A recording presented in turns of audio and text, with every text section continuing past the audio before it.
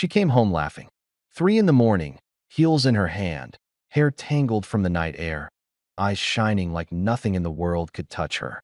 "Don't ask," she said, like it was a joke, like I was just some shadow in the corner waiting for her to stumble in. I didn't say a word. I just watched her toss her purse on the chair, humming a song she didn't bother to finish, while I felt something in me go silent, colder than winter steel.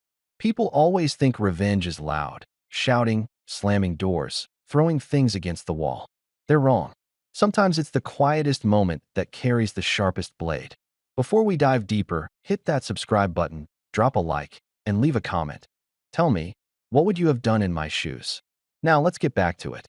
It started like any other Friday evening. I'd cooked dinner. Simple, nothing fancy, chicken and roasted potatoes. Amanda said she had girls' night, and I didn't argue. After 20 years of marriage, you stop arguing about the little things. She kissed my cheek, her perfume strong, her dress brighter than she usually wore for friends.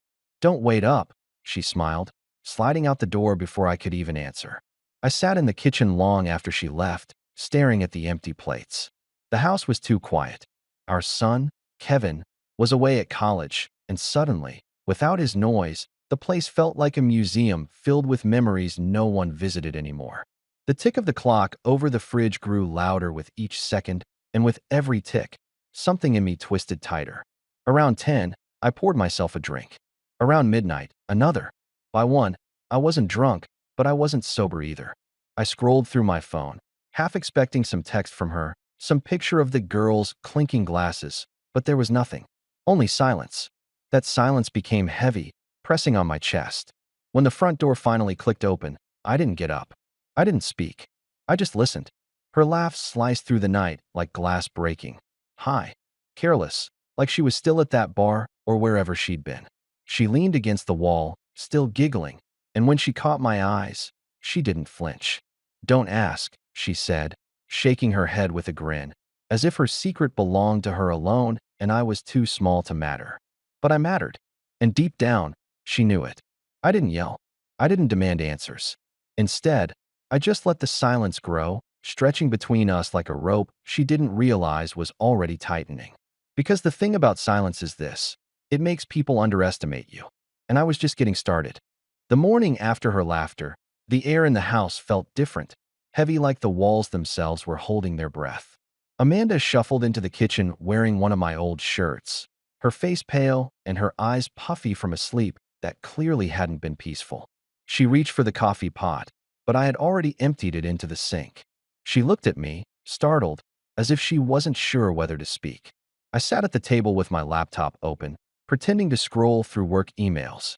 Her phone buzzed on the counter, and she snatched it up quickly, fingers trembling before she even glanced at the screen. That tiny tremor was enough for me to know what she was hiding. People think betrayal announces itself with screaming matches and long confessions. More often, it shows up in little gestures, a shaky hand, a stolen glance, a forced smile. Amanda was unraveling, and I was going to let her keep pulling her own thread until nothing was left. The night before, while she was out with the girls, I had done more than sit and drink. I'd logged into our bank accounts, our credit cards, our joint savings. I knew every password, every number, every detail. By the time her laughter echoed in the hallway at 3 in the morning, I had already frozen every card. Our financial life was in my hands, and she didn't even realize it yet. When she tried to order groceries or gas in the coming days, she would discover the truth. But that wasn't the only truth waiting for her.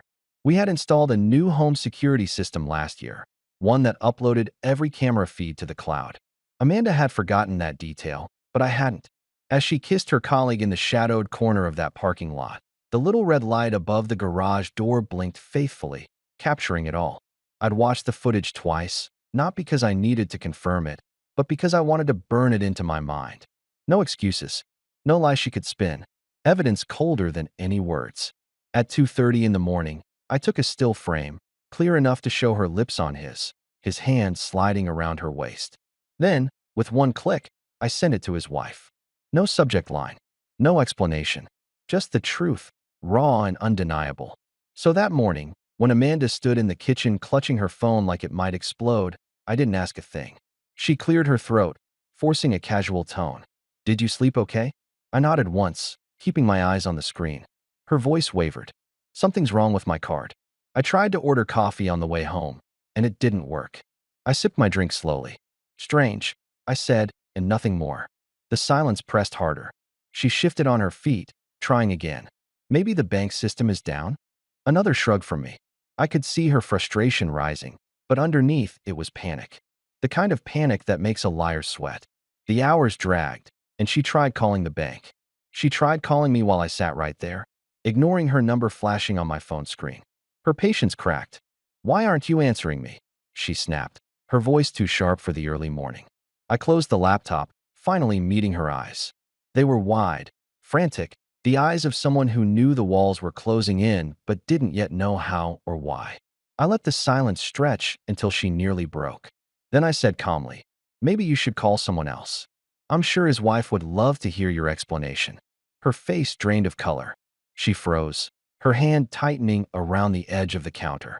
I could see her calculating, trying to understand what I knew, how much I had seen. She opened her mouth, then closed it again, trapped between denial and confession. I didn't give her the chance to choose. I stood, pushing back my chair, my voice steady. "You laughed when you came home last night. Do you remember that? You said, 'Don't ask.' So I didn't. I just acted." The clock ticked on the wall, steady and merciless. Amanda sank into a chair, her legs giving way beneath her. She whispered something under her breath, too soft for me to hear. I didn't lean closer. I didn't care. Whatever excuses she was building had no place here. The evidence was already out there, waiting like a bomb in someone else's hands. I left her sitting there in silence. The house was no longer a home. It was a stage, and she had chosen her role. I had chosen mine, too. And mine wasn't to forgive. It was to watch her crumble under the weight of what she had done, one broken piece at a time. By the afternoon, the storm had already begun, though Amanda didn't yet know the full extent of it. I sat in the living room with the curtains half drawn, the dim light making the house feel smaller, like a box closing in on her. My phone buzzed with a message from an unknown number.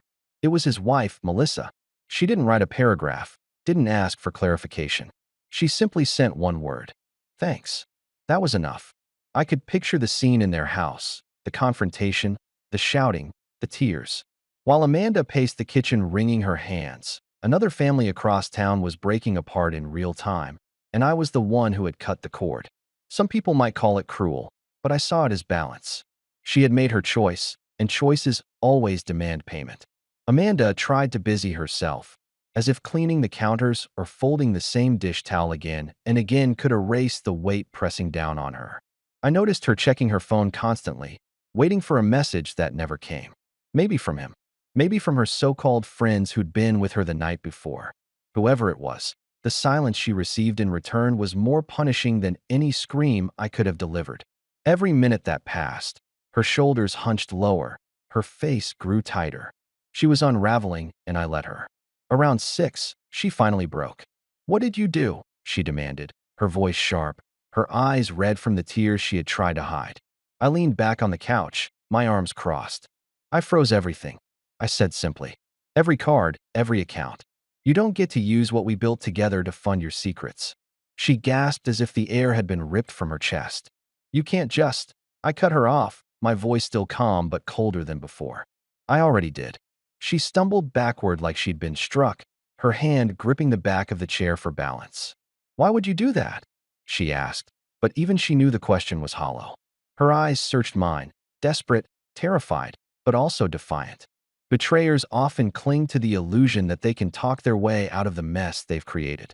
Amanda was no different. She began spinning excuses. He was just a friend. She'd had too much to drink. I misunderstood what I saw.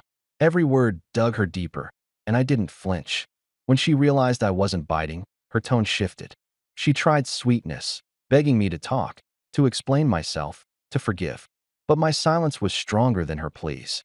Finally, frustration twisted her face into something I barely recognized. "Do you want to ruin me?" she spat. I shook my head slowly. "You ruined yourself." The phone rang suddenly, startling her. She glanced at the screen, and I saw the name even from across the room. "Melissa." She didn't answer. Her hand shook as she let the call die, her breath coming shallow and quick. I stood, taking the phone from her trembling fingers. "That's the woman whose life you helped shatter last night," I said evenly. "She deserves more honesty than I ever got." Amanda lunged forward, panic written all over her face, but I stepped back. She wasn't fast enough, and she knew it. The shame in her eyes told me she understood. The truth was no longer hers to control. Dinner time came and went without a word. I cooked for myself, leaving her plate empty on the counter. She sat at the table, her head in her hands, too broken to even argue anymore. The house was suffocating in its silence, but it was a silence I welcomed. For years, she had filled the rooms with chatter, with laughter that I once thought was pure. Now, I saw it for what it was, a mask, a curtain pulled over her double life. Later that night, I heard her crying in the bedroom. Deep, ugly sobs that shook the walls.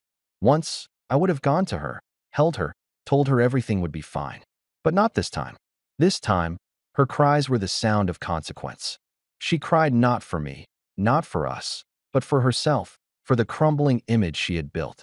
And I let the sound wash over me like waves on stone, eroding the last remnants of pity I might have had left. I sat awake in the living room long after midnight, the glow of the lamp casting shadows across the floor. My thoughts were steady, my resolve unshaken. She had laughed at me, laughed at us, laughed at the life we built as if it were a joke. But there was nothing funny about what came next. This was only the beginning, and she knew it.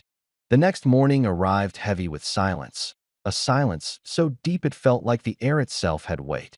I woke up on the couch, my neck stiff, the faint sound of movement in the kitchen stirring me awake. Amanda was there, standing at the counter, her face hollow, eyes swollen from hours of tears she hadn't let me see. She turned when she realized I was watching, her lips parting as if to speak, but no words came. She looked like a ghost already, pale and desperate, a woman stripped of the illusions she had clung to for so long. I stood slowly, stretching, and for a moment we just stared at each other.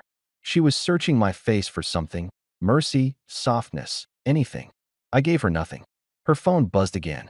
She grabbed for it instinctively, then froze when she saw the screen. I didn't need to ask. I knew who it was. Melissa had no reason to stop now. Whatever was happening between Amanda and her colleague was out in the open, and every piece of it was being dragged into daylight where no excuse could survive. Amanda pressed the phone to her chest, as though holding it could shield her from what was inside. "Please," she whispered, her voice breaking. "We can fix this. Just tell me what to do." I shook my head. "You don't get to ask me that anymore." The words came out steady, but they carried a weight that left her trembling. For a long time she stood there, clutching her phone like a lifeline, until finally she set it down on the counter with a soft click. She collapsed into the nearest chair, burying her face in her hands. As the morning dragged on, the practical fallout began. She tried to leave the house, but without working cards, she had no way to pay for gas. Her calls to the bank were useless. They confirmed exactly what I'd told her. Everything was frozen, and only I could release it. When she came back inside, her frustration exploded. "You're punishing me like I'm a child," she shouted, her voice cracking under the strain. I didn't even raise my tone. "No, I'm reminding you what it feels like to lose control. You thought you could keep secrets, live two lives, laugh in my face while I sat here waiting. But control isn't yours anymore." The fury drained from her, replaced by something far worse, fear. She looked at me as if I were a stranger, someone she didn't recognize. And in a way, she was right. The man who once forgave, who once turned away from her flaws, who once carried the weight of silence just to keep peace, that man was gone. What stood before her now was not fueled by rage, but by clarity, and clarity is sharper than anger. By the afternoon, Amanda no longer tried to speak. She drifted from room to room like a prisoner pacing her cell, unable to sit still, unable to escape. I sat on the couch, calm, almost eerily so, watching her unravel. When the doorbell rang, she froze in the hallway, her eyes wide. She didn't move. I stood, walked past her, and opened the door. There was no one there, only an envelope on the porch. I picked it up, turned it over in my hands, and saw the handwriting. It was Melissa's. Inside was a single sheet of paper, a printed copy of the photo I had sent, and beneath it, a short note. "Now she knows." I slipped it back into the envelope and set it on the table without a word. Amanda's hands shook as she stared at it. her lips moving soundlessly.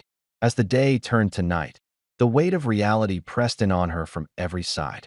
She sat on the floor of the living room, her back against the wall, staring at nothing. Once in a while, she would look up at me as if waiting for some verdict, some final blow. But I gave her none. The silence was the verdict. The silence was the punishment. And she knew it. When midnight came again, the house felt colder than it ever had. She rose slowly, walked toward me, and whispered, "You've destroyed everything." I met her gaze without flinching. "No, you did that. I just showed you the pieces." Her breath caught in her throat.